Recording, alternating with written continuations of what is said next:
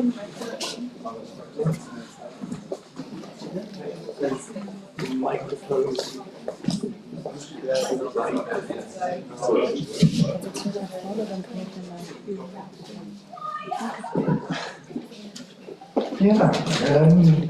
evening to all of you. Nice to have so many people here at the Berlin Center for Civic Education, Berliner Landeszentrale für politische Bildung, at our new premises.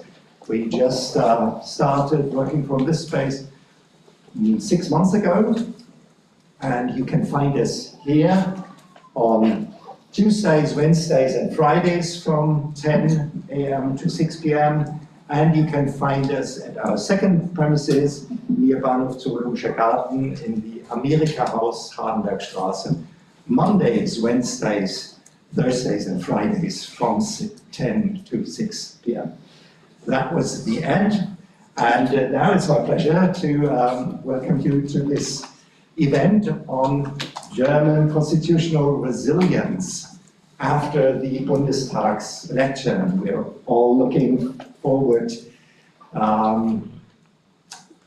very excited to Sunday, 6 p.m. and our panel will tell us what might happen then. I'm very, very grateful for the cooperation today with Verfassungsblog, with Reporting Democracy International.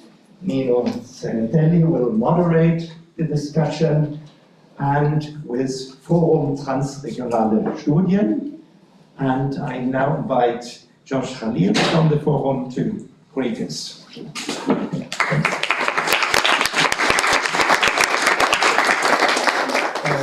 Good evening everyone. My name is Josh Khalil from the Forum Transregionale Studien. I've prepared a longer welcome, but I think now many things have been said. I stepped in for my colleague who cannot come today, so I'm ill-prepared. But nevertheless, it's my pleasure to welcome all of you to this evening here, everyone who's present, and also those of us who follow the discussions online. In democracies, the people's will is expressed and limited by law. Democracy and rule of law address the same issue from different sides. This is the starting sequence of our program description, Reconstitution, Exchange and Analysis on the Democracy and Law and Rule of Law in Europe, a joint program of the Forum and Democracy Reporting International, funded by the Forum Transregionale Studien. The sentence comes from Christoph Möllers, who is sitting on the panel, who was the founding director of this program, and who I think we received the funding offer after an article he published. I think it was in the Süddeutsche Zeitung. For me, this was an example how words can actually change things. This is something I still, in our dark times, try to believe in.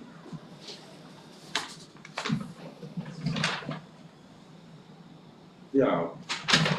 All the other speakers will be introduced, I think, by the moderator. So I think what remains is that we cooperated before in 2014, if I remember right. We organized a World Café where we invited some of our fellows and colleagues from the Berlin city to talk about the question of refugees in the city. The idea was to talk about different experiences in different parts of the world, about the effects of migration on cities and countries, and also the ways cities, countries, people deal with questions of migration and arrival. For me, the question of migration is one of the elementary questions, I think, that put our own or the ways we think about democracy and the rule of law into question in Germany, in Europe, but also in relation to the rest of the world. I think we will address such issues. Other issues, I think, are how to deal with war, how to deal with different assessments of a rule-based international order within our country and in our external relations. this all has not so much to do with the upcoming elections. I think the title of today's discussion is At the Crossroads, German Constitutional Resilience After the Bundestag Elections 2024. I think this will not be a turning point or a Zeitenwende that has been declared on other occasions, but the elections fall in something which looks like a turning point for us in Germany. And so, in that sense, I think the elections have some importance. And with these words, I would like to pass the word over, not before again thanking everyone who contributed to the preparation of this evening and to the speakers who will shape at least, I think, 3/4 of the evening.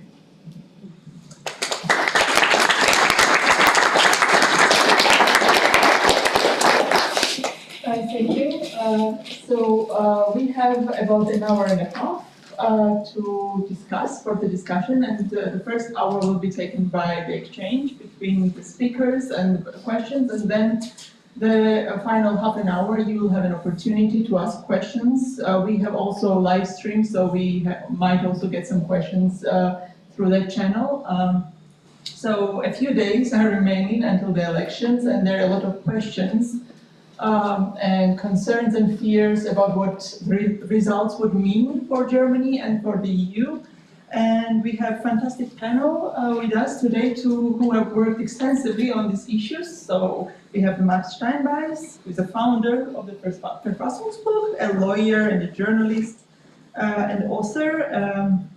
We have Dr. Thun Nguyen, who is the deputy director of the Jacques Delors Center and works and responsible for the issues of youth policy, including the rule of law, democracy, and other issues. She holds PhD in EU constitutional law from Maastricht University, and she is also a former Reconstitution Fellow. We have finally Professor Christoph Müllers, who is a professor of public law and jurisprudence, Faculty of Law, Humboldt University, Berlin, and a permanent fellow at Wissenschaftskolleg zu Berlin, former judge, and he also litigated before the Federal Constitutional Court on behalf of Bundestag, Bundesrat, and the federal government. We have I think I'll start with the questions directly, and the first question will be directed to you, Max.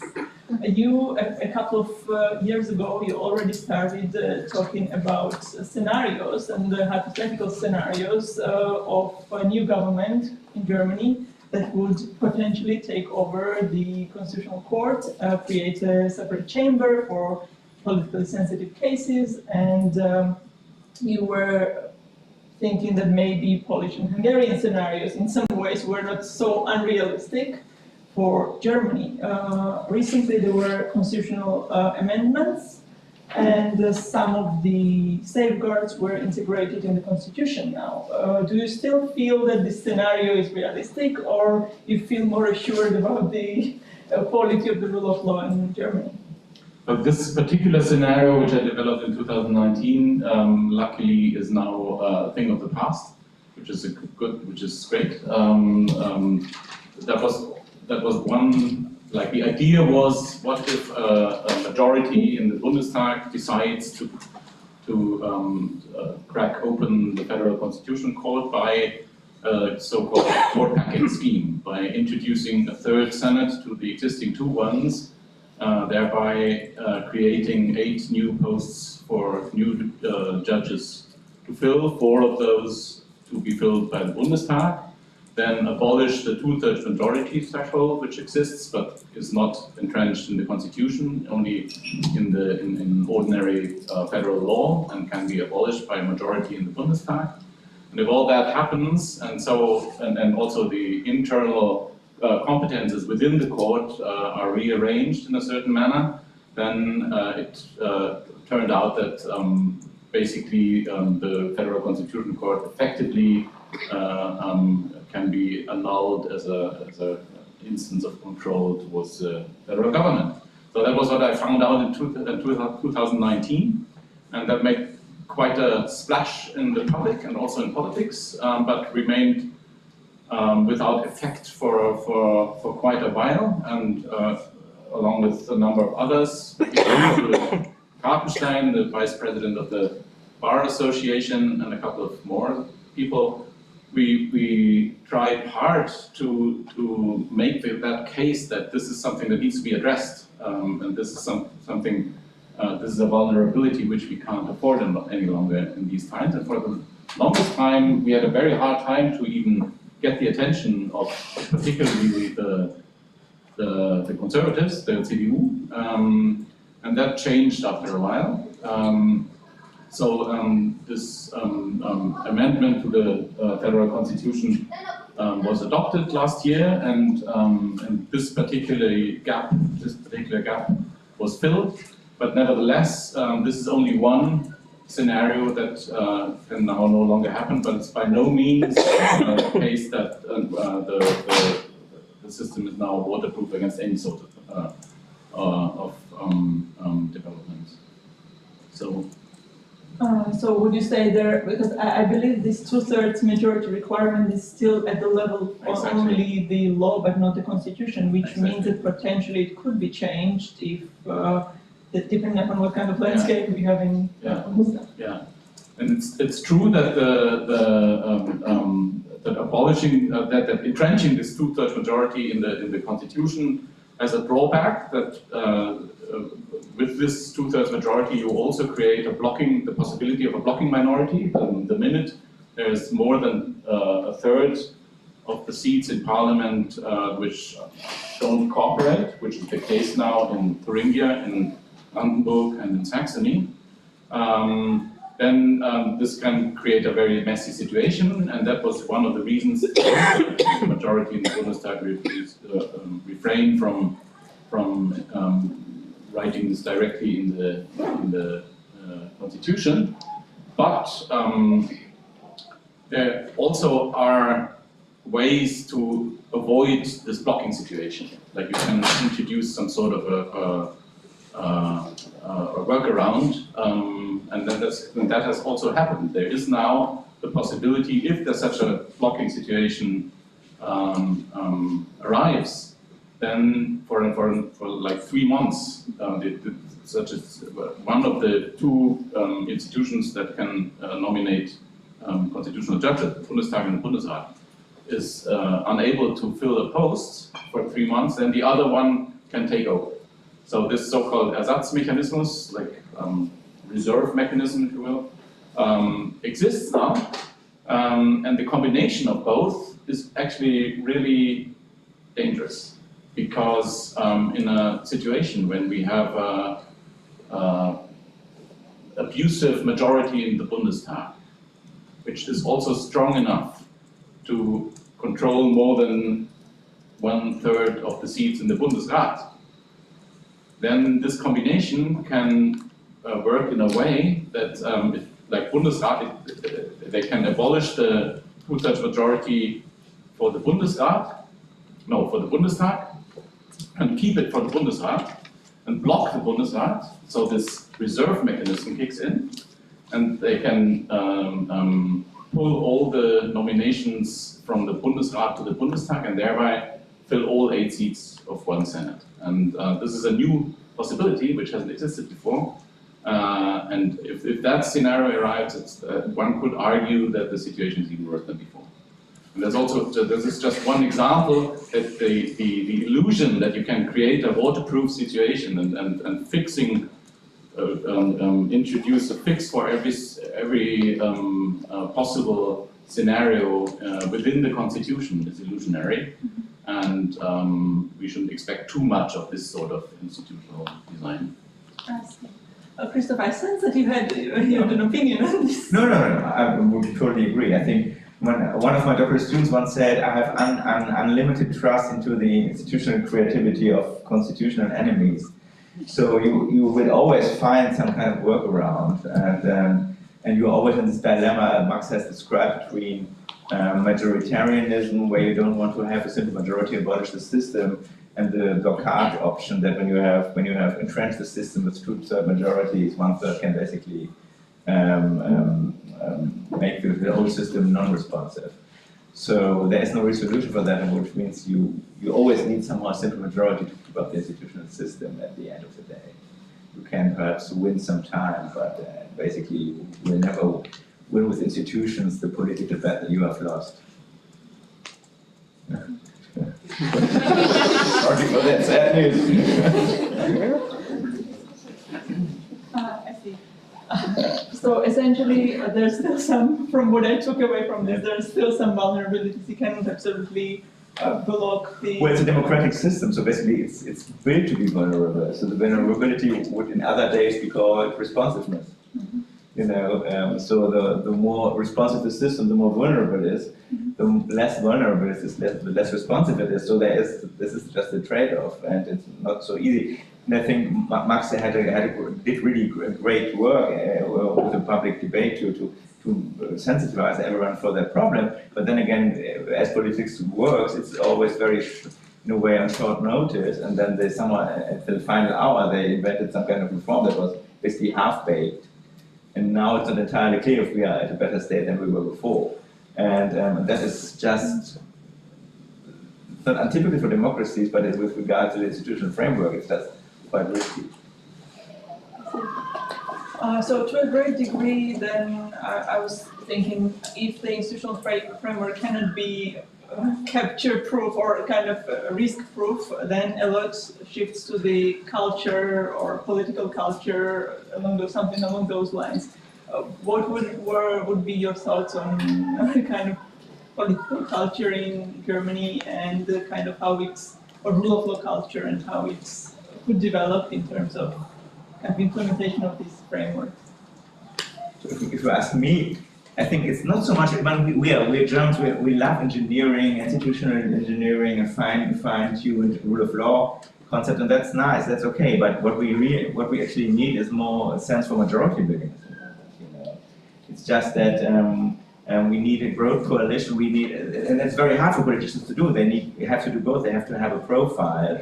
And they have to be ready to cooperate, and that's an internal tension into that kind of things they have to do. But still.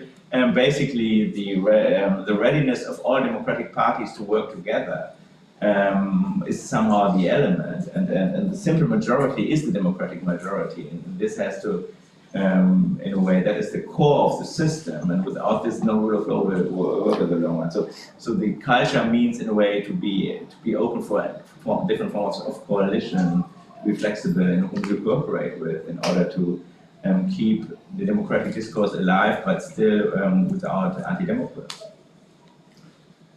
If I may add, I wouldn't go as far as saying that it's all in vain. We can just leave everything as it is and entirely rely on cultural issues, because there are some scenarios that are more likely than others, and there are some vulnerabilities that can be fixed with a lower price than others, and there's no reason not to do that. And but the point is that one shouldn't rely on the expectation that one can basically outsource the task of safeguarding the constitution to the lawyers and to the institutional engineers.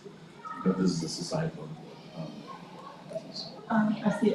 I can see. Now that connects maybe slightly one smaller question of constitutional education and communication to the public. Do you think that's a challenge in Germany, that kind of communicating on the values and kind of with the way the polls are, maybe that creates a suspicion that it's a challenge, but. I mean, that's something I've been engaged in for pretty much all my professional life. So, but I think there are two challenges actually here. One is that the German public is very much verfassungsfremd, very prone to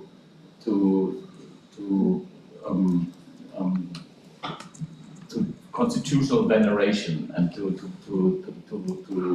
place all their hopes and all their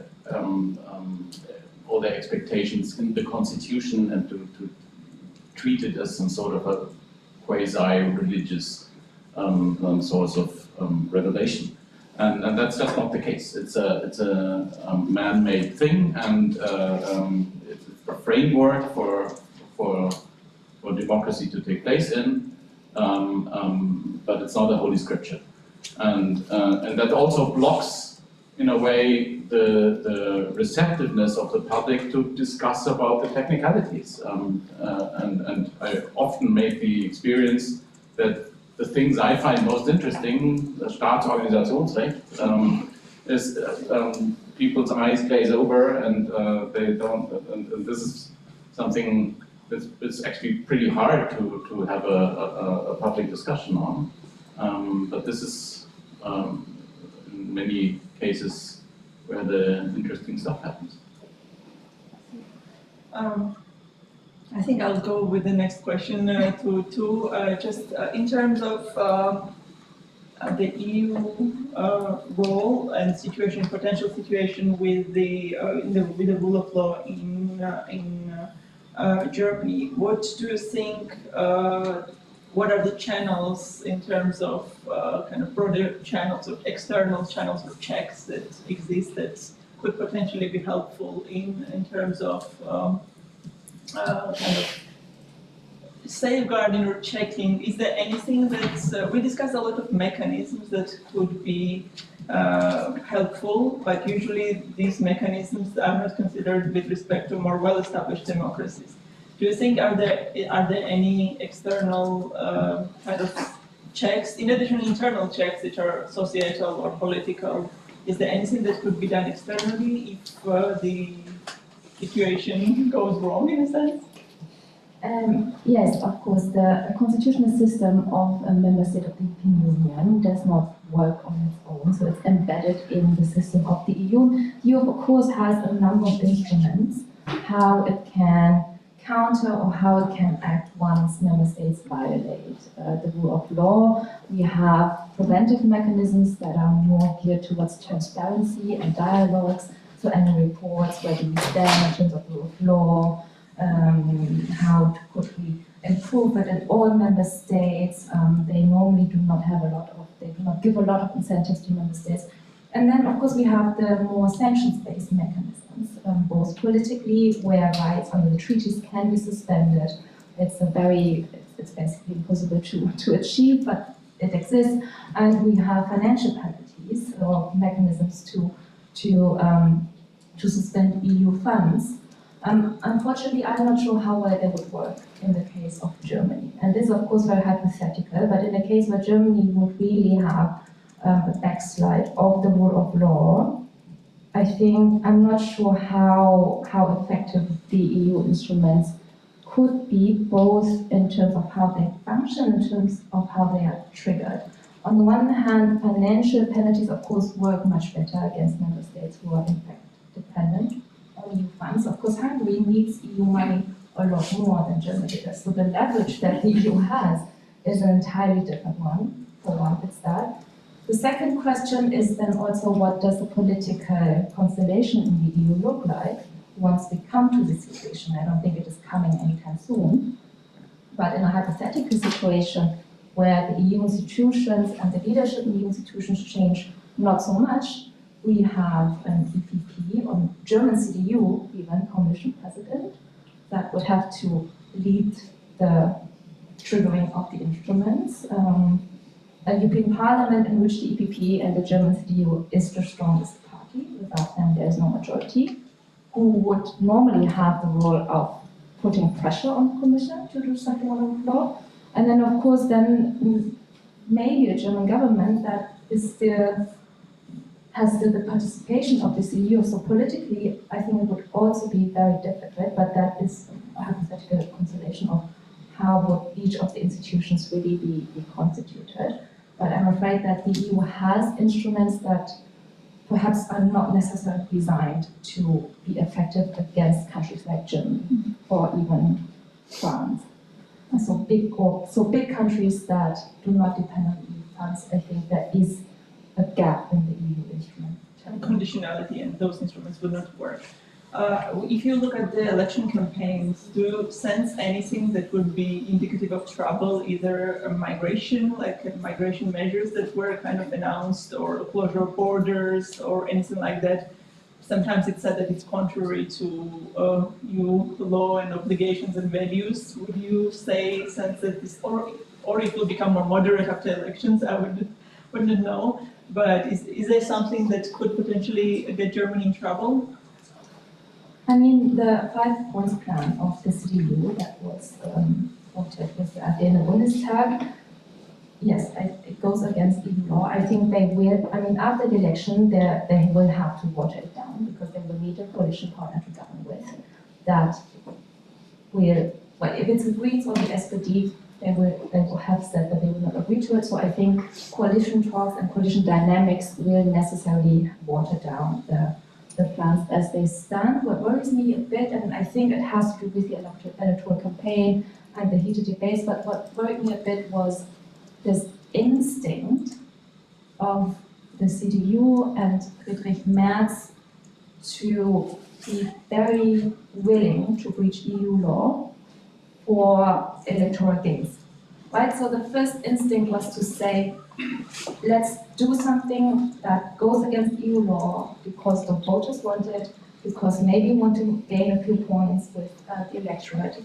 because somehow I think the idea is also that we want to fight the AfD by being tougher on migration. But I think it's a very dangerous path to be willing to break the law and to break EU law for whatever reason. It almost doesn't matter. Mm-hmm. And their argument was, no one else is adhering to migration rules in the EU, so we should not have to either, or we even must not adhere to it, which is not an argument in EU law, right? It's not, there's no concept of reciprocity. It doesn't go, someone else doesn't adhere to EU law, so we do not respect EU law.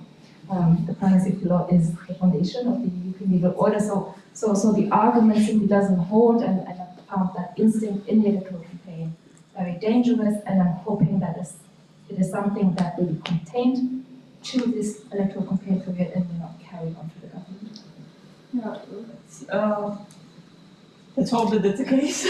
But what you mentioned is this maybe a replication of the trend of, we had AfD leader saying Orban is a good role model, and then kind of we have very similar practices in terms of migration or other issues, rule of law, judiciary, etc.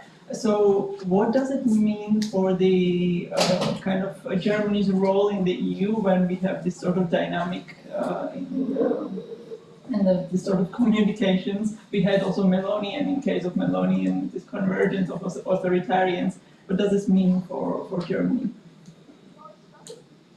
I think at this point in time, perhaps a bit less. There's of course the question of how cohesive is the far right in general in Brussels, in Parliament. So far, or in the past, they've been quite divided. Also on issues like Ukraine, there's a clear divide between also what Meloni wants and, for example, what Orban wants. At the moment, they are divided in 3 different parliamentary groups, right? You have ECR, you have the Patriots, you have the ESN, which is basically the AfD. There is a push by Orban to say we should unite the far right, or you can unite by both, even Parliament and the Council, and this can, of course, change the dynamics of how decisions are taken in Brussels, and who can have a pushing force also in the debates. I think the bigger question is also in the Parliament, in how far the EPP and Manfred Weber are willing to work with the far right. They've shown quite some willingness to do so. They have actually repeatedly voted with the far right, including the AfD, which goes against the slogan on federal level that the EU will not work with the AfD because they are doing it in the European Parliament. So I think at this point in time, perhaps the question is less how much influence can the AfD have on German policies in the EU. I think it's more the question of how the firewall that we have at the federal level, kind of ish, how will it hold, or does it even exist anymore in the European Union? I see. Thank you.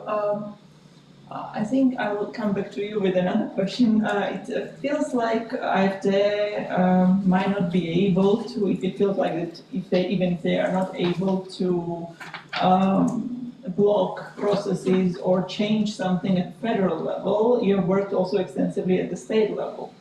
So what are your, and it could be some evolution also long term. What do you see at the state level? What would be lessons from there in terms of, you did Thuringia project, I believe you did a lot of interviews. What do you sense at that level? What will be lessons from there? On the state level, things have progressed a lot further than on the federal level so far, particularly in the east, in Thuringia and Saxony and also Brandenburg, so as the fact that this blocking minority already exists, and also the AfD is the strongest parliamentary group, which comes with the right to nominate the candidate for the speaker or the president of the parliament. And what that means, we've seen in the opening ceremony of the Thuringian Landtag in September, if you remember. This was a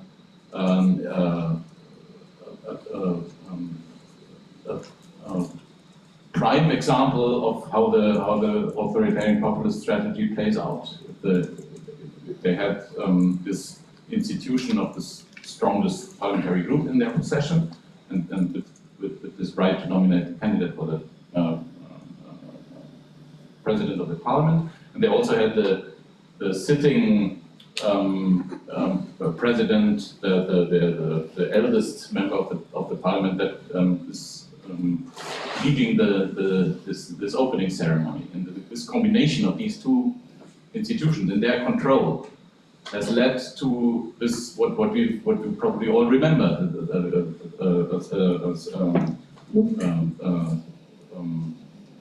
session that has completely spiraled out of control, that has deeply damaged the image of the parliament itself, and that has forced the state constitutional court to intervene, and has resulted now that the constitutional court of Thuringia is in the crosshair of the AfD now, and is being attacked as a partisan tool of the CDU that needs to be dismantled the minute the AfD get the opportunity to do it. So this is a very dangerous dynamic that feeds itself by itself, right? So the more institutions get into the hands of the authoritarian populists, the more likely it becomes that they will use this power that comes with these institutions to get even more institutions under their control, and to make it even more difficult to act against this strategy. And this is what we can see also in a number of quite technical and detailed things on the state level. For example, the nomination of ordinary judges, and there's a committee that needs to agree on every time a judge on a state level court is nominated. And there's a huge number of these nominations needed right now, because there's a retirement wave going through all Eastern Germany right now. So a third up to half of all judicial posts in Eastern Germany need to be filled in the next years. So there's a huge pressure to make these decisions, and all these decisions can be blocked as long as this parliamentary committees cannot be instituted. And it can't, because they also need to be elected by a two-thirds majority, which can be blocked by the AfD, and is blocked by the AfD.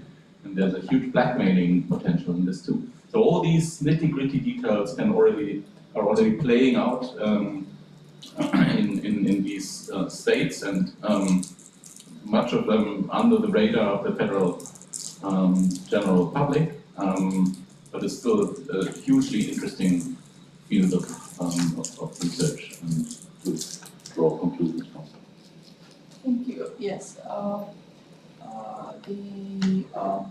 My question would be, the next question probably, whoever wants to respond, where lies the strengths of the rule of law in Germany? What would be kind of or what Germany could learn maybe from other countries if it doesn't have the experience of handling this sort of developments, maybe from Poland or some other countries that have maybe more experience in terms of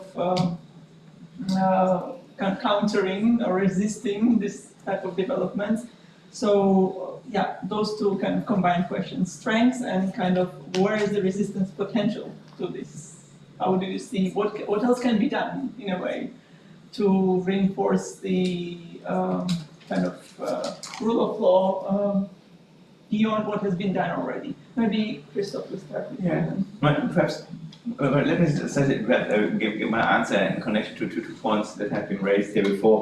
So first of all, I think it was very good and very important to see that basically the role of Germany with regard to international European law, and especially within the EU, is just quite important, because basically Germany never really had a big political agenda. I remember the German vote was basically abstention, so they didn't do a lot with the EU, but they were always very legalist. And the legalism was important because it was in a way the role model. When the biggest state in international organization is legalist, that means that the smaller states somehow adhere to the rules.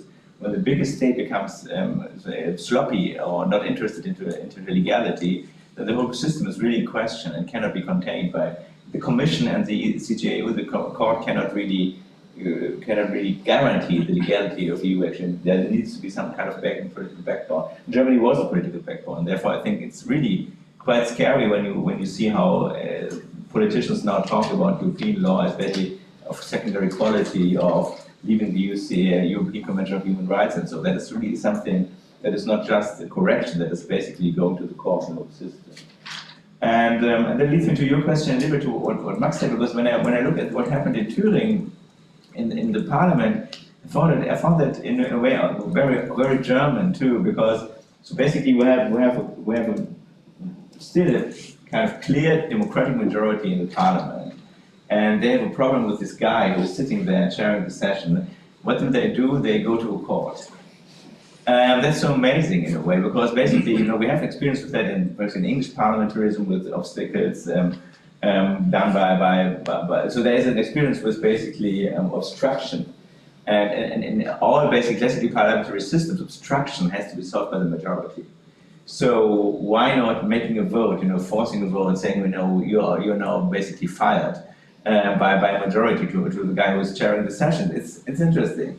And that leads to your question, because I think that is something that has to be learned, is basically democratic self-organization cannot always count as the court that someone forces the problem, given the fact that courts will become less reliable anyhow, and that is, I think, a matter of fact.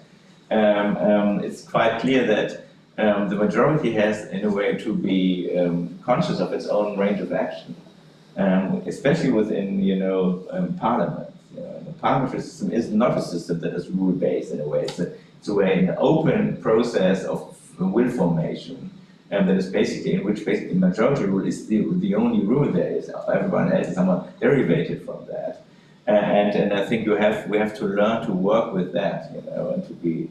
Especially now, I could say a little more about other things. One being obviously that we probably also have to work with minority governments to learn about that, and to work with changing majorities in parliament that must somehow support projects. So in a way, the process has to be energized and politicized, and cannot only be defended. And last word, the whole discourse, and that is, I think, one of the big problems we have in the whole Western world, the kind of left liberal or liberal discourse is, resilience, defense. These are all defensive notions, and you cannot defend something without having any positive project in the long run.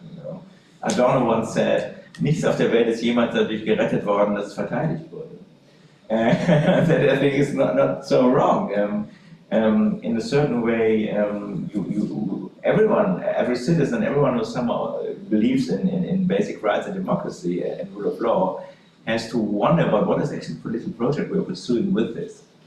Because in that very last word, we talked about political education, and Max rightly said that no one is really interested in the nitty-gritty details. No one will, you cannot defend you can probably not defend democracy as a value as such in itself. You can only defend democracy when you somehow explain what can be won by it and what can be achieved by it and how you can have a better life actually in democracy. I think without that kind of perspective, you can basically forget about it.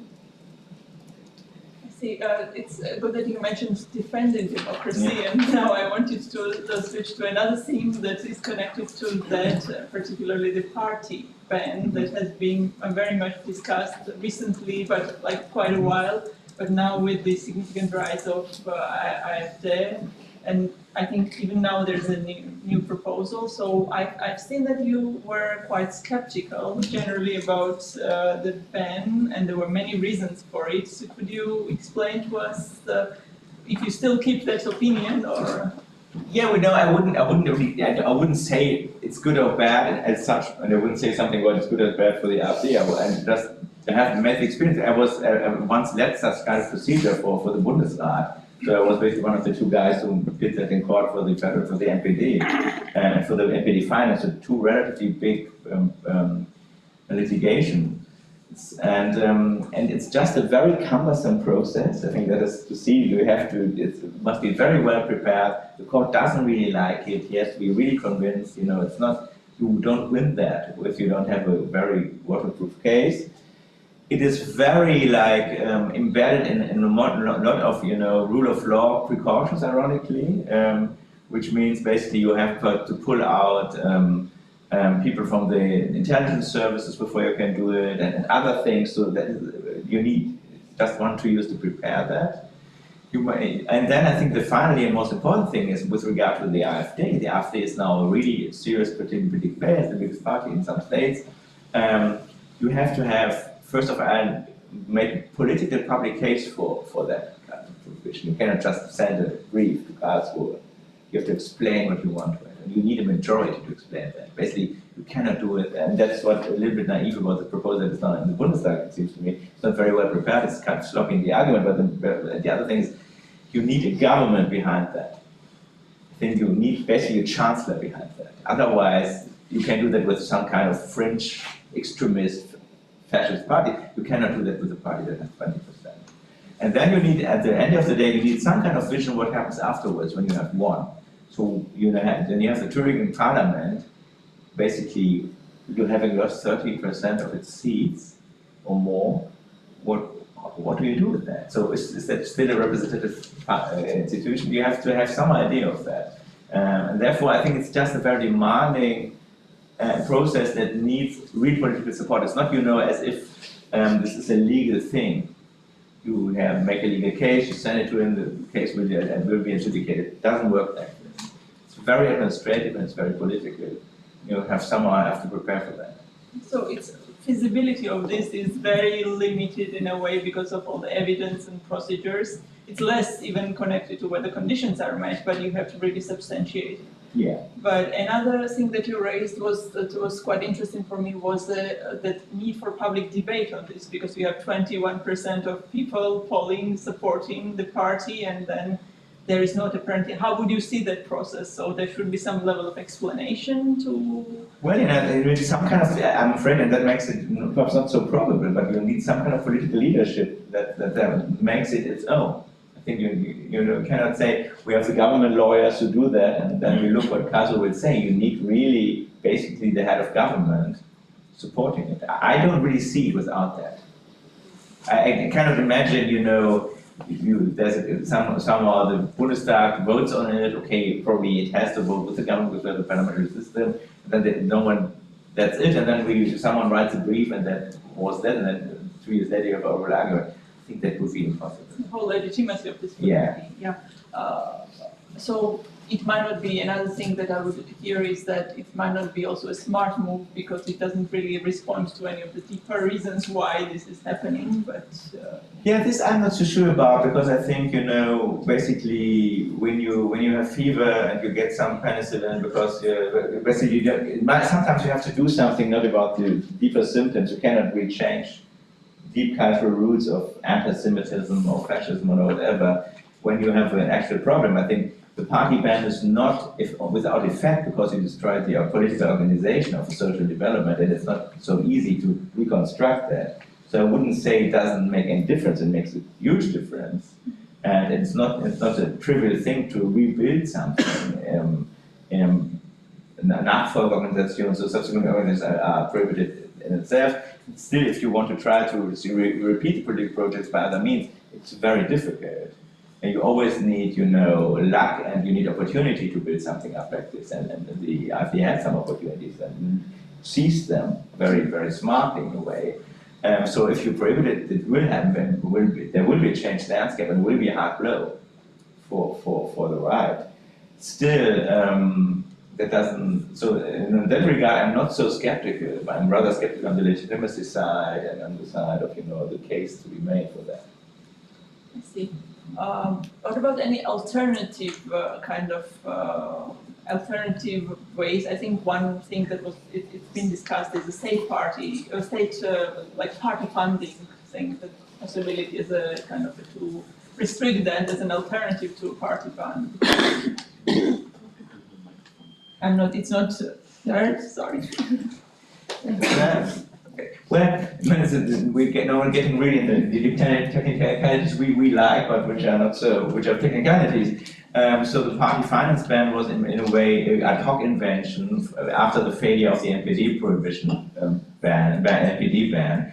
Because then they said, okay, now we didn't really achieve it to have the NPD ban. We still have financing them, so we have to do something about it. They made this. Then they introduced a second procedure, which is a specific ban only on the finance. That is actually designed for the case that the party is not in a way powerful or dangerous enough to be banned, but still should not be publicly financed. That doesn't really fit the case. It's not entirely clear that you could do that. Maybe you can, it's really a contested question, because basically it's a supplementary procedure not made for a party that is so important, so in a way present in all of our departments, basically, as the AfD. So, yeah, not quite clear you can do that.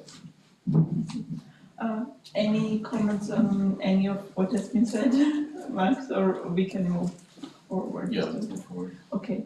Yeah, one last question that I wanted to ask, it's kind of an elephant in the room, like changes in the US, and how do you think it would affect Germany? One thing that we saw is a support for AfD, but generally the kind of less support for the rule of law, or even developments in the US in terms of potentially attacks against judges or like less money to the development. So do you have any kind of thoughts from the perspective of Germany? Maybe we'd start with you. Can I add a few words on fighting against the AfD's Yes. rise? I think it's also not just a question of legal instruments, but also a question of, in fact, the political responsibility of conservative parties in general to not cooperate with the far right. And in the end of the day, it hinges upon conservative or center-right parties.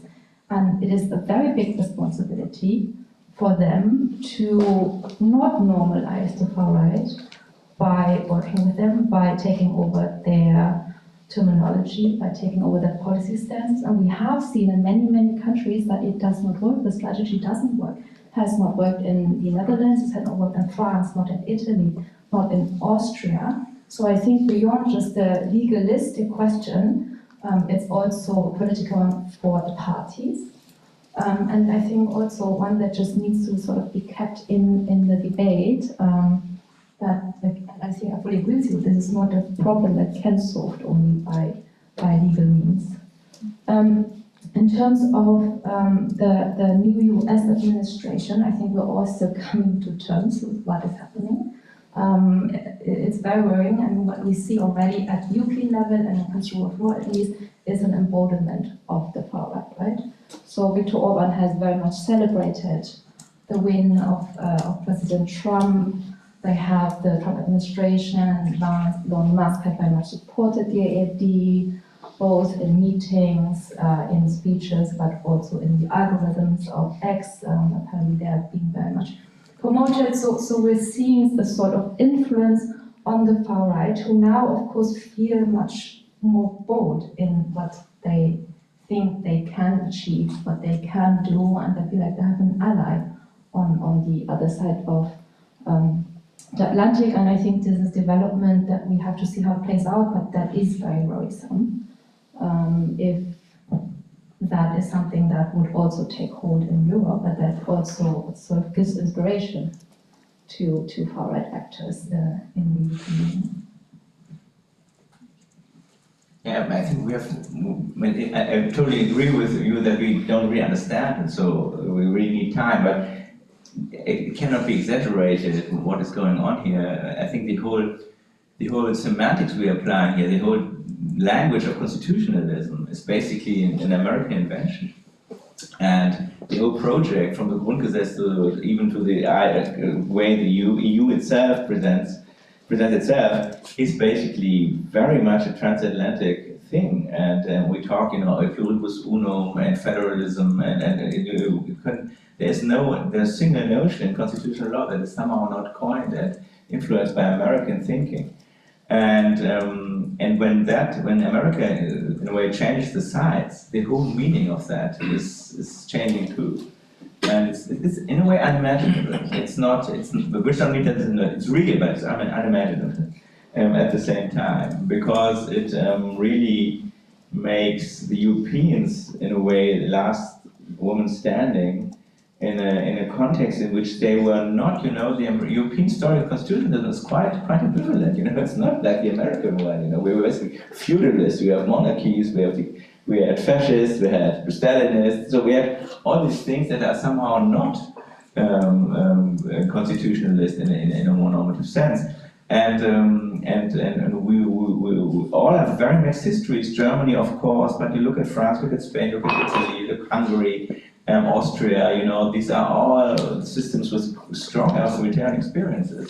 The only country that compares to the US in Europe is basically Switzerland, which is not even a member of the EU. So it's quite demanding, and for the Europeans to, in a way, take that kind of tradition and be, in a way, the last ones to not the last ones. You find other places, obviously, you find Japan, Taiwan, South Korea and so on. There is something going on in South Africa, so you can take a more optimistic view on that too, with regard to the globe. But still, there was always this feeling there's a transatlantic core, and that is now somehow dissolving quite quickly. Yeah, perhaps one thing to add is that the fact that it becomes visible to which extent we all depend on platforms that are run by proprietors sitting in the US and openly aligning with this new emerging, whatever you call it, fascist authoritarian regime there. And we have seen what happened in Romania with suddenly a presidential candidate coming out of nowhere, apparently being promoted through TikTok by means of I don't know, and the Constitutional Court declaring that whole election void. And these are things that are coming for us, and this is not going on somewhere across the ocean. This will affect us deeply and hardly. It's such a kind of concerning note to finish, but yeah, that's where we are, I guess, in terms of state of democracy and rule of law. But now we are at around 1 hour mark. I want to thank our speakers for now, but we also have some opportunity. We can give opportunity to our audience to ask our speakers some questions. So, Yeah.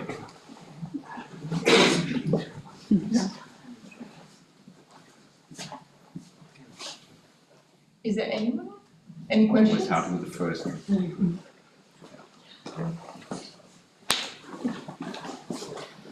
Thank you, Flo Squares.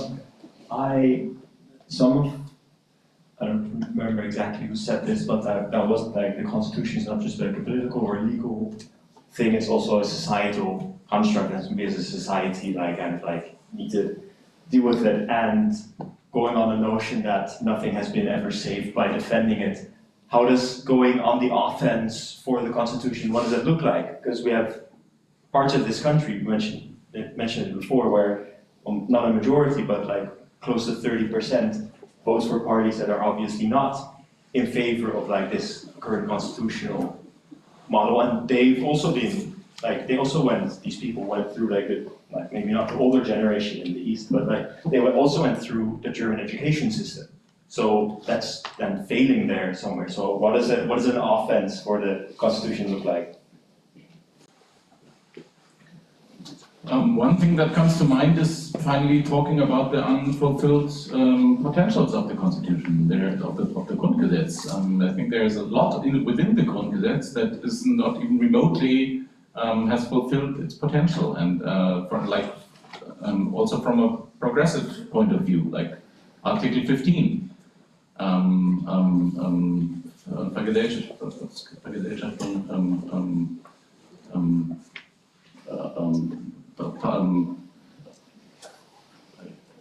Unternehmen. Oder von, ja, Ja. Unternehmen letztendlich. Ja, Vergesellschaftung von Unternehmen. Nationalization. No, it's not, yeah. It's well, it's No, it's just an example, it's just an example. And then there's a number of these things, I think, that one can come up with and start discussing. And I think that needs to be done. And I would feel very much like entering these discussions. So getting out of this concept that we are in battle, that the Grundgesetz is an embattled thing that needs to be defended always against its enemies, and is in this defensive mode all the time.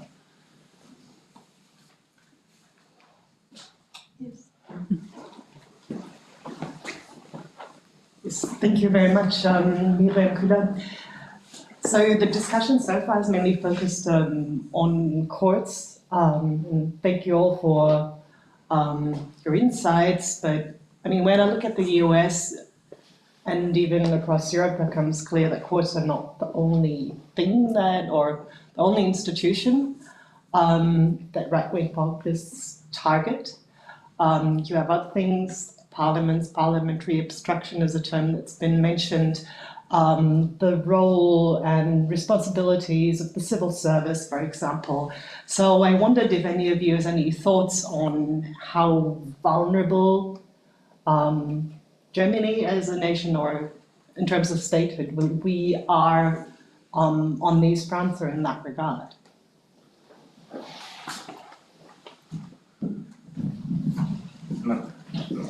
Generally, I would assume that Germany has, perhaps for bad reason, because it's a big part of its authoritarian tradition, is a very institutionalized society, and basically we have many institutions that have relatively robust institutional setups. You know, we have a corporatist idea of how universities are run, for example.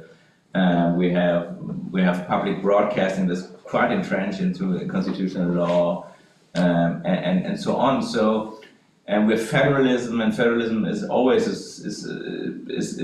still can be a problem, but it's also a solution because it's in a way political counterweight. We have kommunale Selbstverwaltung, which are very strong roles. So we are a bit corporatist. We were never really like, you know, France. Basically, Parliament is running the show, or the president is, depending on the constitution. But we are always a little bit distributing.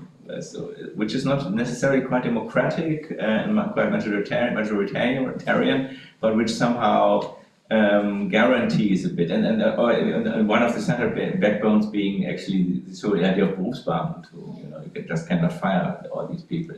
That is not by no means a guarantee for anything, but it's somehow a buffer that is not trivial, at least, I must say.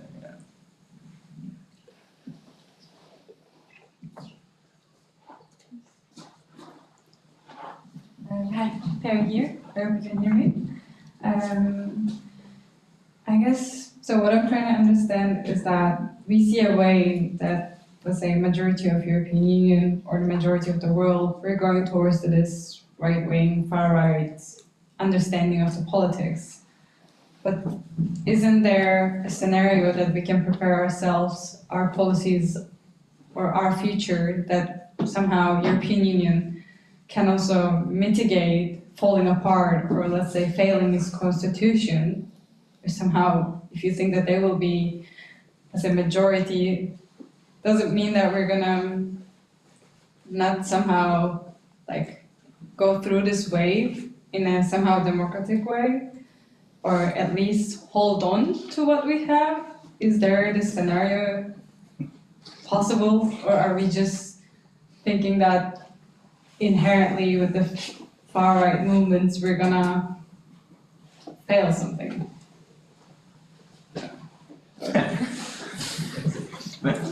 I think it's we all don't know how deep this development is, and I think there are different scenarios, you know.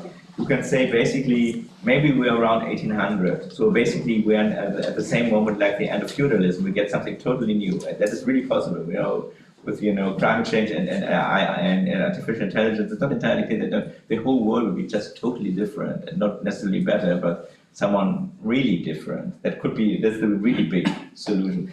Then the smaller one would be one after World War I, where you basically see that liberalism is popping up and democracy is somehow getting popular on the one hand, but then it gets immediately a big crisis in the 30s, even in the 20s, and most European democracies are toppled at that moment, and there are not many other places that are democratic around the world at that moment. And then it comes back, but after World War II, so after a big crisis, that would be the middle thing, that would be quite bad too, but still. Or you can say, well, you know, it's just it's more like a flu or so, and it's not very nice, but you can get over it. And I think we really don't know that. What we see at the moment, we see at least at the United States, we see this cooperation of the political majority with basically big corporations, that is really worrisome. You know, we don't have that in Europe, something comparable, but it's global, and it's fair to say that the American elections probably have more influence on the basic structure of our system than the Germans actually, the elections will have actually. And that is, doesn't really speak for the easy way out.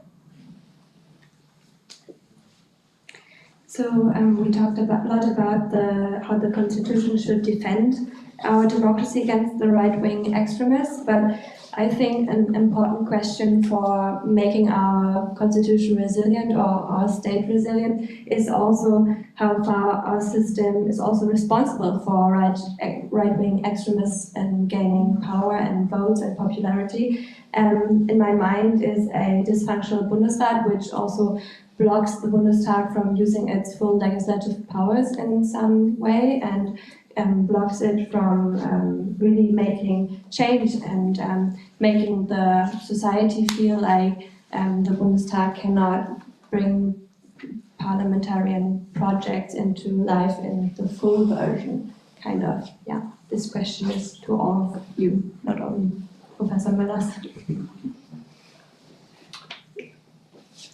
I mean, this is an old discussion, has been going on for decades, and it has been much more virulent 20 years ago, I think, when Oscar Lafontaine started using the Bundesrat to its full potential. On the one hand, it's built into the system. This is a federal state, and we have this state level and their own their units of political power of their own rights, and if they don't agree to what happens on the federal level, then they're entirely entitled to have their voices heard. But it can also be used as a tool of obstruction, of course, but I think, like, I don't see this is the prime problem we have right now, right? Most of the time, I see I think that the Bundesrat is a constructive factor in federal politics, and most complaints are addressed to the courts right now. That's what I hear a lot, and what worries me a lot, that the legal boundaries that the federal politics is subject to are a problem, and they need to be solved and abolished and gotten rid of, and that would be one thing I would strongly disagree, particularly when it comes to human rights and public international law. And that is in full decline right now, and not just on the federal level, on the state level too. What we see here right now in Berlin with respect to freedom of association and freedom of assembly and freedom of speech and academic freedom and so forth is really worrying.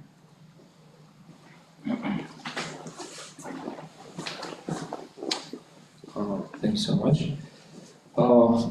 So basically, I would like to introduce I will go a little bit again on the macro level and introduce a principle that might be controversial, which would be that democracies have to be very non-democratic against the anti-democratic forces. And basically, what I want to say with that is that we have a situation when we create rules that in the end, which I'm all for it, but when we are in the situation when we have rules that just restrict, that are just means to restrict ourselves while our adversaries see only opportunity to circumvent and use them in order to make us unable to act, do you think is going to, because in general I feel like we are in this sort of boiling in the cold water situation. When do you think is going to be the point where we're going to wake up? Because for some people, this is just a very sort of intellectual matter, but for others, be it in Ukraine or also I'm from Georgia, and also in Georgia, it's a matter of like survival from one day to another. So what do you think needs to happen so we, as democracies, collectively wake up to it? Thank you.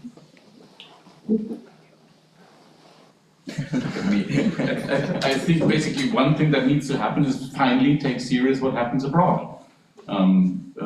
There's way too much complacency in Germany still, and thinking that these are all things like Tu mentioned before, that the blatant fact that this strategy the CDU is pursuing right now has failed all over time and again in other countries, and there is still this concept that this somehow doesn't apply to Germany, and I don't know what must happen to finally get through to decision makers in Germany that this is simply not the case, that this circus is coming to our town, and it's already there. And I think this will be my answer to what needs to be done. And this applies to Georgia, this applies to all sorts of countries within and outside of Europe. And there's the number of examples you can point to abound, and still, so this is the point that needs to be pushed once at every occasion, I think. Can I just add, because I fully agree with what Max said, and I think this awareness for what happens abroad is not just necessary for the political level, but also for society, right? So I actually looked at, for the preparation of this panel, I looked again at what happened in Hungary 10 years ago, and the sequencing was they first went for the Constitutional Court, and we heard about that, and then afterwards they went for fundamental rights, and it was migration, the closing of borders, it was universities, especially Central European University, and it was NGOs, right? So I think only if we understand where the danger points are, also as society, because I think these are areas, as Max mentioned, that are slightly under pressure also here in Germany. And I think only if we are, not just as politicians, but also as citizens, aware of where the danger points were in other countries and other situations, I think we can recognize them here in our own countries. Because it's also the same areas that we're seeing attacked in the US. So I think it's often similar points where the risk and the dangers lie. So I think looking to examples and looking abroad is very, very important. Yeah. Hi, my name is Jonathan. I have two questions. First one, from what I gather, the reform of that led to the safeguard of the Constitutional Court just a few months ago, I feel like started from your article, the Volkskanzler, and my first question would be, is that normal? That like one single person maybe, or a single project with the Turing project then leads to a substantial reform like that? And also, is that maybe a thing of hope that we could take forward? And maybe also you deserve a pat on the back for that. And the second question is maybe for two, but also for the other two. It's a hypothetical, but let's say that the right-wing forces, they start to like gain power all over Europe more and more, what would the European, what might it look like? Will it be like sort of just a crutch that doesn't really have any power, or would you think that maybe these governments would also use its existing institutions? Because I think depending on what happens is also important to now ask ourselves what we should do. Thank you. Well, first, thank you. That feels good. Is it normal? I have had this in my life only once, so I can't really say. But I think what one sees there is that it's really worthwhile to think in scenarios and to anticipate what's coming for us, and not just to wait until it's happening. Because then it's most of the time it's too late anyway, and the room for maneuvering is very small. And if you anticipate things and apply what you see in other countries to your own situation, and make this effort to apply this, then you can draw conclusions from that and do things. And this is what we tried with the Thuringia project, and we were less lucky in terms of getting the political sphere to take action. But nevertheless, it had an impact on the public discourse, and I think it also kind of like helped preparing also the parliament for at least some mastering the level of resistance they showed in this opening ceremony, which was quite something. I think it could have been a lot worse. So this is something I would stress here. In terms of the European Union, I think 2 points. One point is it might be of advantage that the European Union is so complicated, that we have so many institutions, and that every national election changes again the composition of the Council, European Council. Means every national election can again mean a different trajectory, or at least a sort of slowing down of the right budget of the European Union. And again, we have 3 different institutions that somehow also manage to mitigate many extremes. It used to be the European Parliament, but in this term we've seen that the Council has, for example, stopped the European Parliament from rolling back climate legislation too much, right? So there is a certain Austangieren between the different institutions. If that no longer works because all institutions have in fact shifted to the right, I think there are 2 scenarios. One scenario is it is the EU as we know it, but it enacts foreign policies. It's possible. We can have the EU as it exists with all the competences, but it enacts very right migration policies. Actually, it happens already. It enacts very right climate policies, right? So that would simply mean, and that's a question of do we want it or not is one question, but it would mean the EU perhaps then becomes responsive to what elections show. I think that is the better scenario. The worst scenario would be if once the far right parties and actors are in power, they start to dismantle the European Union from within, right? And that is the scenario that everyone is scared of, that Viktor Orban, at least Biden, once they get into power, that they will take away competence from the European Union, that they want to nationalize procedures again, that they want to weaken the European Parliament, weaken the Commission, put everything back to the nation states and start to act more by themselves rather than in the collective interest of the EU. And I think that is a scenario that is the scary one. And I think right now we are still in the, not yet in that zone, but it is of course a worry. May I make one totally political remark, because I was just thinking when I heard your question and the whole debate, and maybe crack the consensus a bit, perhaps not so much on the podium, but with the audience. Obviously, there's no doubt that what is going on globally and in Europe and the US is something that comes from the political right. there is no symmetry at the moment between right-wing and left-wing extremism, it seems to me. Still, I think it's not entirely trivial to see that the power that this movement has also due to the fact that there's not so much loyalty to constitutional and liberal democracy from the left. And that we have always, in a way, the tipping point is always achieved because we don't get the democratic majorities. We have someone like Mélenchon, who's a blatant nationalist and Stalinist. We have same in very many countries. We have the BSV in Germany. So we have actually a lot. And when you look at the whole leftist criticism of constitutionalism and of liberalism, I see there are interesting points. One has at a certain point always to talk about political economy, about capitalism, and so on and so forth. But still, I think it's interesting to see how that contributes to the whole problem. It's not the main issue, it's not the thing, but there is, it seems to me, the complete picture has to take that somehow into account. It's neither meant to trivialize the major contribution of the right, nor to, in a way, blame anybody, but as a mechanism, it's quite interesting to see. That basically there are not so many countries where we really have a commanding, in a way, liberal majority. And that is always, in a way, a very asymmetric and very unequal coalition of, different extremes, I would say that.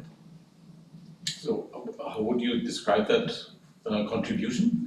Is it just a matter of picking each other apart and looking at each other's throat, as it has been for 100 years, or is it? Well, I think it's a certain systemic critique on basically on bourgeois liberal constitutional institutions and somehow a certain try to see them fall apart. I think Mélenchon would be perhaps a very good example for that, and the Arabak would be another one.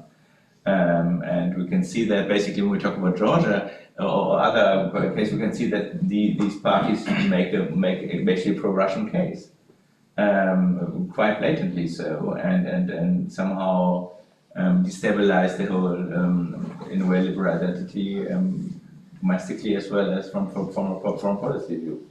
I think, just to disappoint you a little bit and to relativize the consensus a little bit. I think that there's a problem too, and that is a problem that has a lot to do with how basically left liberals are socialized in Western countries. But yeah, I wanted to mention. Yeah, thank you. I've got two very short questions. One is on the party ban. Did anyone ever think about how this could clash with European Union law? Like if we forbid the AfD here and it has seats and mandates in the European Parliament, could there be a case where they sue in front of the European Court of Human Rights or something like that? So maybe you could shed some light on that. And another question pertains to the judiciary and its resistance potential here in Germany. For example, when we look at Poland or Hungary, in Hungary there will be a march of the judges on Saturday protesting against interference by the government, etc. I can hardly imagine from my image of German judges and lawyers them taking to the streets in their robes and being really the voice and the image of rule of law and constitutionalism. So do we also need, in a sense, more pro-constitutionalistic, politicized judges and judiciary here in Germany, maybe? For the first question, there's a big debate on the meaning of the European Convention of Human Rights for party bans. There's a huge jurisprudence by the European Court of Human Rights for that, Turkey cases, Spanish cases. So that is something we know. The argument goes always that you need some kind of a more refined proportionality test, and the other argument is that maybe after the party being banned, there cannot be a mechanism that kills the mandates, but there has to be another decision. It's a very technical thing, but yeah, more or less, I think it's relatively improbable that a party ban of such a party would be killed by the European Court of Human Rights. But that's my personal opinion after having read the jurisprudence. With regard to the judges, if I may say something, on the one hand, I think the whole idea of the German post-war and so on politics was actually to politicize the judges a bit. So, for example, Judges can be party members. That was not possible in the Weimar Republic, if I recall that rightly. They can even be engaged in politics. We had actually an SPD Landesvorsitzender was Verwaltungsrichter in Berlin. So it's not so totally unheard. And I wouldn't say that generally speaking this is an apolitical technocratic class. I wouldn't say that. I think they are somehow. It's not my experience actually with the German judiciary. I think the problem is rather that they somehow believe so deeply into the stability of the system.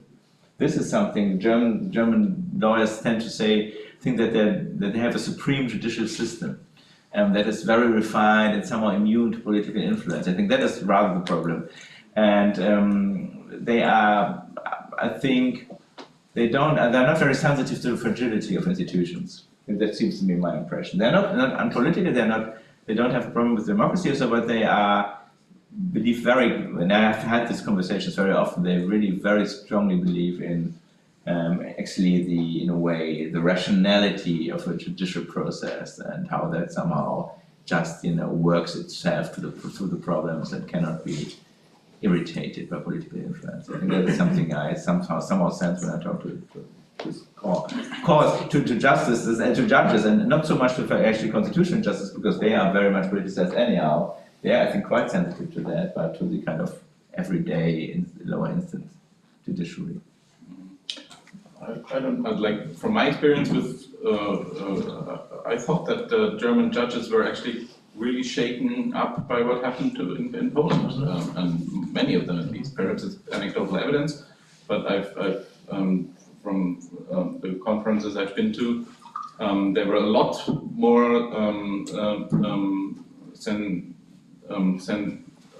alarmed than the lawyers actually.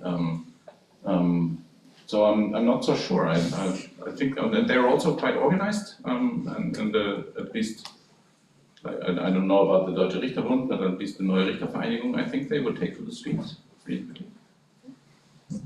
Also feels like off the bench doesn't come so quickly. Even in those jurisdictions, Poland and Hungary, took some time. It was a last resort in a way. So if they see that there is something of that sort, probably there's more likelihood that realization of the kind of threat. But yeah.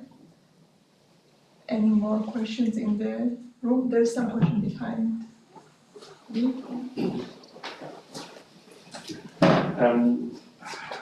I have an observation, and it's we talked a lot about protecting our liberal democracies.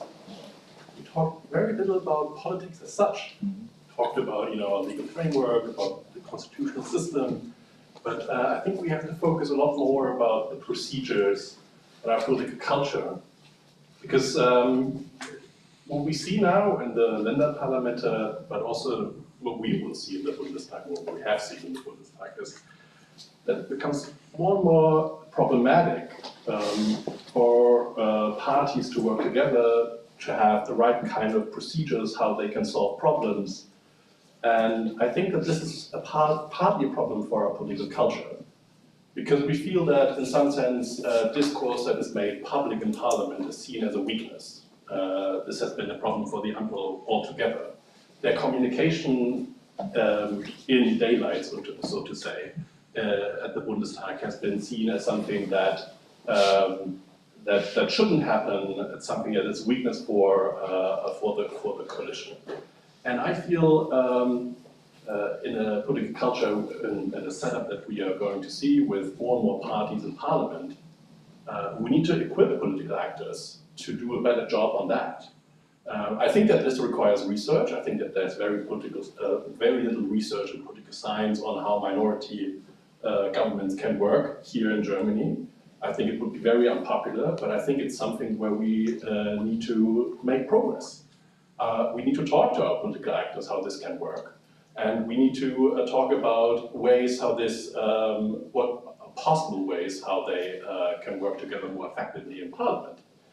If we look at other countries in Europe, I think that there are other ways how political parties, even if they don't have a majority, a clear majority, can effectively work together. But somehow this is not the case here.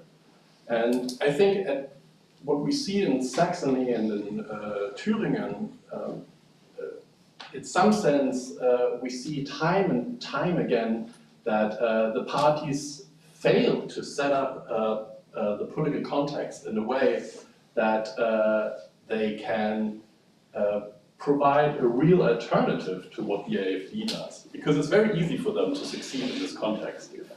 If there's democratic weakness or something along these lines, if they don't provide solutions, if they don't have clear majorities, the AfD wins. And that's a real problem. I think that's something that we need to discuss more and need to provide solutions for. On the one hand, yes. On the other hand, I think it's so difficult. Can you imagine? Basically, you win an election in Ostdeutschland with the subject of migration in a state where there are no migrants and where the state doesn't have any competence to regulate migration. So what do you actually do as a politician? It's not so easy in a way. And I've talked to people in Eastern Germany who are totally, who really give all their life for local or state politics, and they are really, it's not as if they were frustrated, they're just not knowing what to do in a way. Especially the migration issue is so weird in a certain way when you, and it's not even that I would say there's no problem with migration. I don't think that's a totally staged problem. I think there is a problem. But still, this kind of connects between the election and on a municipal or state basis, the competences, the question where is the problem, and so on. It's very hard to do something with that. And the same thing, I think, so polarization is something that somehow addresses all of us, because I think what we can see is basically the system was stable as long as people basically always voted for the same party.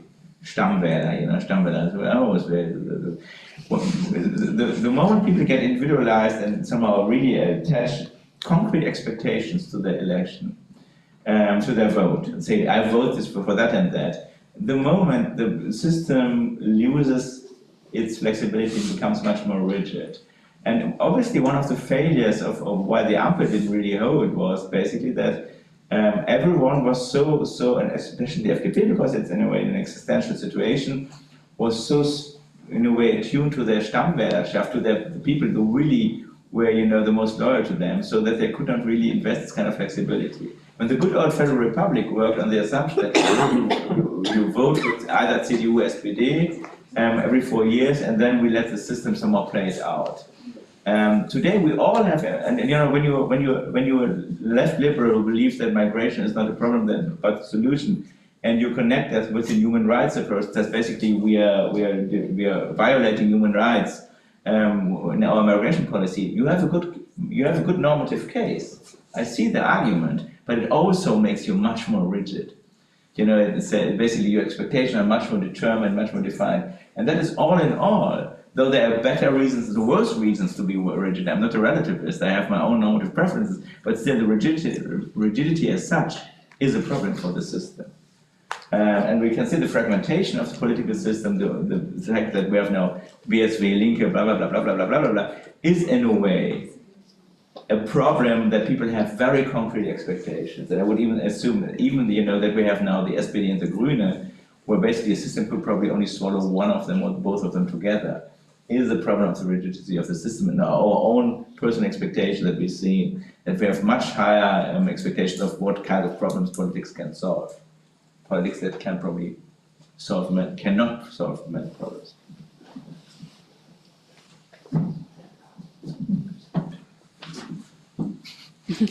Yeah, sure. Okay, quickly. I would assume. If there's somebody who hasn't asked a question yet, maybe we prioritize that. Thank you. I have two questions. One is coming back to, we talked about the EU and weakening of, we talked about the instruments that the EU would have against undemocratic developments in Germany that would be contrary to EU law. And you pointed out very precisely why they would not work very well. And my thought was then that would again weaken the EU, as already now there are some parties like AfD that are saying, no, we don't need EU, it also only causes problems. So it's a quite dark and pessimist question, but yeah, maybe you have any thoughts on that? And yeah, I have also another question. But maybe. No, go ahead with the second question. Okay, so the other question, someone asked what are the strong points about the German constitution? And if we already use them enough, if I remember it right. And my first idea also comparing to the US was that we have a quite strong separation of powers, of state powers. And that, then someone said it was quite funny, that situation during the parliament where everyone was upset and there was this big chaos, and what did they do? It was so German, they went to court. So my thought was if maybe because the separation of powers works so well, we rely too much on it and we are too much one state power pointing with a finger to the other and saying, you have to act, you have to act. And if in some sense that well-working separation of powers is having a negative effect, if we are too much relying on courts, also because courts are slow. Could I go ahead, but at this point. I will start with the EU question. I think if the AfD is to become a government in Germany, it would be, I don't want to say the end of the European Union, but the end of the European Union as we know it. I think we need to realize the important role that Germany plays in the EU and the important position that Germany has in the EU. And sometimes it's not wanted to be acknowledged by Germany, but Germany has a special role. It is the biggest member state, one of the founding members, and it is a role model to other member states, right? And Christoph has said it, and we've seen this. If Germany is the country that wants to dismantle the European Union from within, I think there is very little that could be done, and we have heard this also in talks, and also from someone from Hungary who said, listen, if Germany falls, Europe falls. You need to ensure that the democracy is safe in Germany, because if it is not safe in Germany, we don't know whether we can save Europe. And this is a very dark scenario, but I think we need to realize how important Germany and liberal democracy in Germany is for the entirety of Europe, because I don't think the European Commission can save the European Union if Germany is no longer in the liberal democracy camp.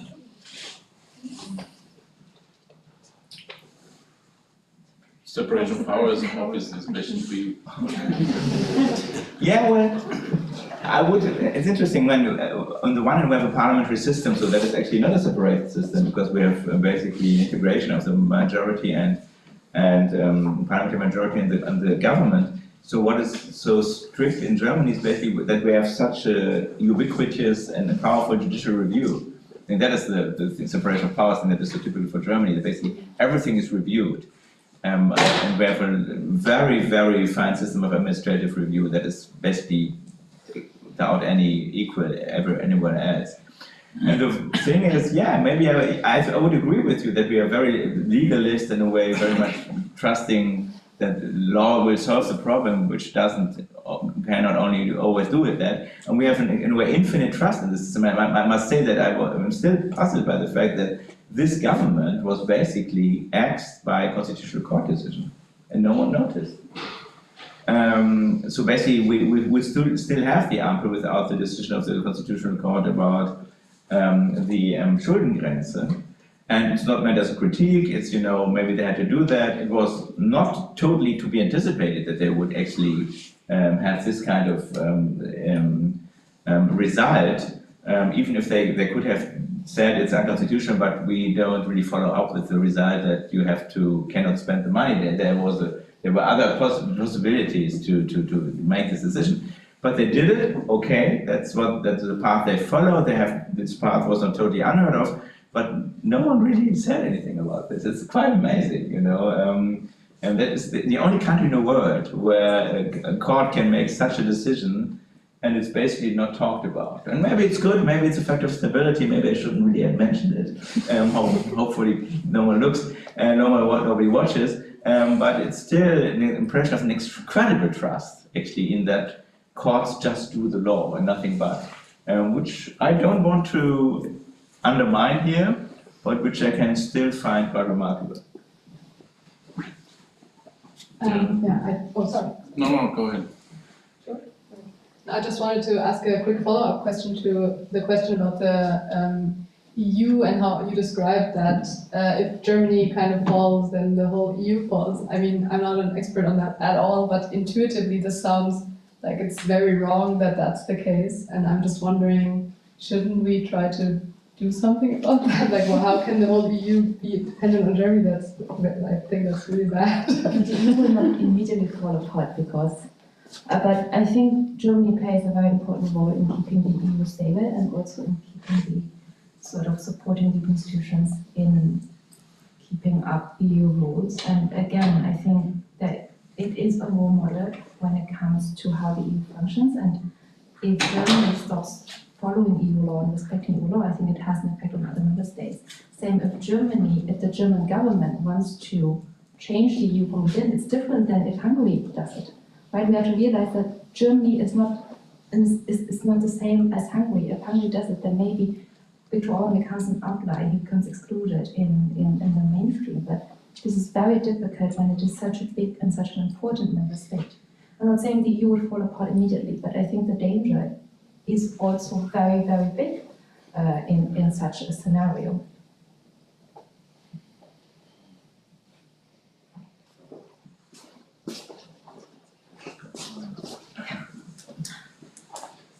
I also have a question regarding to saving the constitution and how it's to be done. And you talked a lot about, or you talked about, it was a very legal discourse here, but still you said a lot, but this really, it's a question that needs to be solved on the political stage and that needs the majorities in the society, otherwise our constitution is lost.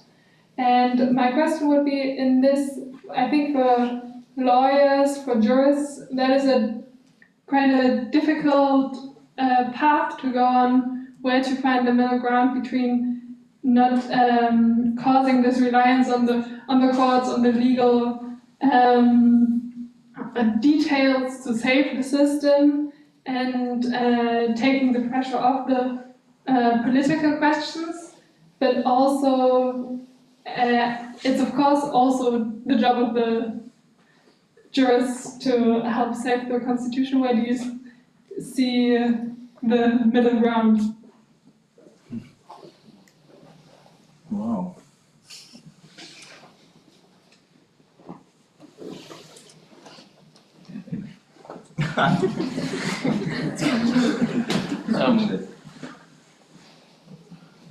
That's a hard question to answer, of course. I think some guidance can be drawn from the fact that courts decide cases, and that's the core. That what needs to be reliably there, right? And there are specific cases. When they come before a court, that court needs to be able to decide that case independently and impartially, and without political pressure and without political interest. And everything else, like the consequences, the judiciary as a political actor as a whole. That's where it becomes murky. I don't know if that's satisfactory. I think it's perhaps not as unusual as you. I think the diagnosis is very interesting, very good, and it's kind of so it's inspiring in a way to think about that. Thank you for that. But I think it's probably, when I start thinking about it, it's not so unusual as you might think, because basically this idea that you have basically a legally defined political core of a republic, you can define all of that, and you basically have you secure of your legal methods and its political implications. It's probably very much a German Bundesrepublikanische idea. And basically the murky, the gray zone between being politically engaged and legally serious and methodologically somehow serious is just, I think, has a long history. And it's the same even if you're beyond politics when you work as an attorney, you know, and you're reading also statute. Very much depends on who's the first client comes to the door. Actually, the plaintiff or the defendant, and therefore I think it's part in a way of the legal discourse that it has this kind of role playing. And obviously, everyone has to know where the limit is to that. But it's not. Yeah, it's sometimes a dark art. I have to say that. Thank you. I think if it's really super quick, because it's really the last question. Can I also have drinks, maybe otherwise, but yeah. Yes, but we can continue discussing because we don't have to leave the room. There's a little bit of time. We have got some also very interesting questions in the chat, but I'm hoping that from online audience, but I'm hoping that some of this has already been covered from your responses here. So let me thank our fantastic panelists for their very thoughtful contributions, and thank you also to you for attention. I think we can close here, and but you don't need to leave. There's some drinks and snacks at the end of the room, so yeah, we can just chat, and thank you very much. Thank you.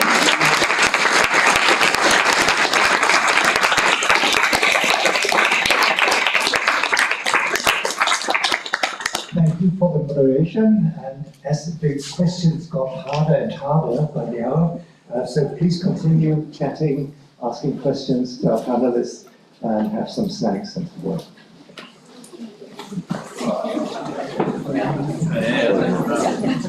I just